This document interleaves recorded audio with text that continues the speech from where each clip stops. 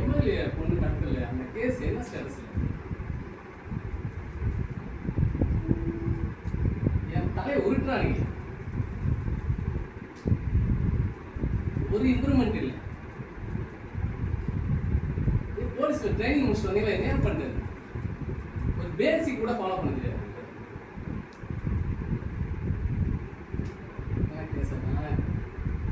இந்த ஃபைல் எடுத்துக்கோ.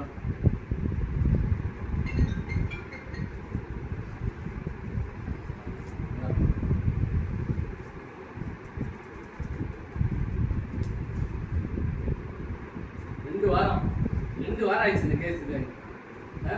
மேல மினிஸ்டர்ல இருந்து எல்லாம் பயங்கர இல்லையா, பயங்கர ப்ரெஷரியா.